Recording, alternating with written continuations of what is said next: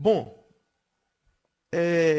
dando prosseguimento ao nosso estudo sobre ondas, e aqui nós vamos especificar o caso de ondas sonoras, tá?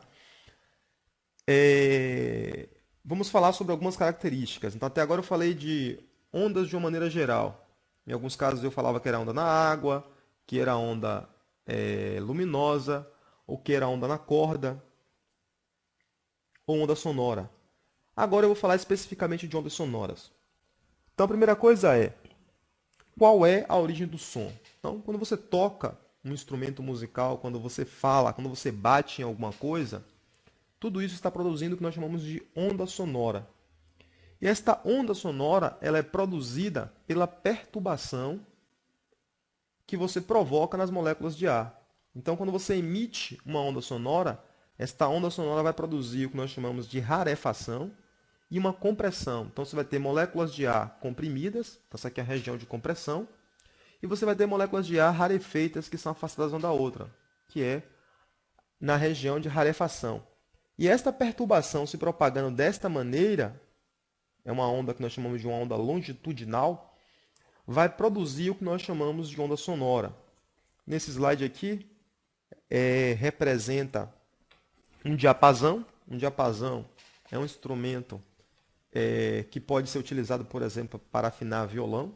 Era muito utilizado antigamente quando não se tinha outros instrumentos musicais, quando não se tinha afinador eletrônico. Então, inicialmente, se você não produz som nenhum, as moléculas de ar estão regularmente espaçadas, se movimentando de forma irregular, porque estão submetidas a uma certa temperatura, mas na média elas estão igualmente espaçadas.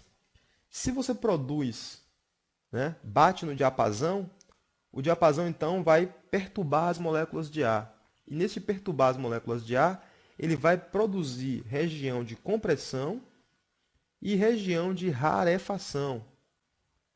E esta perturbação, as moléculas balançando para um lado e para o outro, é que vai produzir uma propagação de uma onda. E esta onda sonora, ela vai se propagar paralelamente à direção de vibração. Então essa molécula vai para um lado e vai para o outro, empurra a molécula vizinha, que empurra a molécula vizinha, assim sucessivamente. Então a direção da oscilação é horizontal, a direção de propagação da onda sonora também é horizontal. Este é o caso de uma onda longitudinal. No caso da corda, ela é uma onda transversal. Para ficar este conceito bem claro, eu vou abrir aqui uma animação. Eu também vou disponibilizar esta animação para vocês no ambiente virtual de aprendizagem. Basta acessar o site fisicainterativa.com e ter acesso ao curso de Física para o vestibular. Então aqui eu vou animar, né, mostrando como seria uma onda sonora produzida a partir de um diapasão. Então eu toco o diapasão vai empurrar as moléculas de ar que estão próximas, as moléculas empurram as vizinhas e voltam. E ficam acompanhando o movimento do diapasão. E observe então que você tem aqui um pulso sonoro que vai começar aqui e vai se propagar até aqui. Então você pode acompanhar o movimento de um deles. A molécula não sai do lugar. Essa molécula que está próxima ao diapasão não vai até o final. Mas ela passa o movimento à vizinha, que passa a vizinha, que passa a vizinha, e parece que as moléculas estão se propagando. Então nós temos uma onda sonora se propagando assim. Então, como é produzida uma onda sonora? Uma onda sonora é produzida através de uma vibração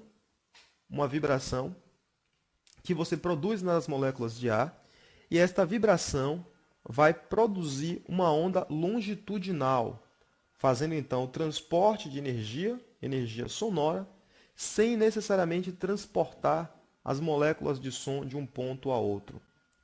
Todas as ondas sonoras são produzidas da mesma maneira. Então, seja você falando, seja você batendo em algum lugar, seja você tocando um instrumento musical, todas são produzidas pela compressão e rarefação das moléculas de ar.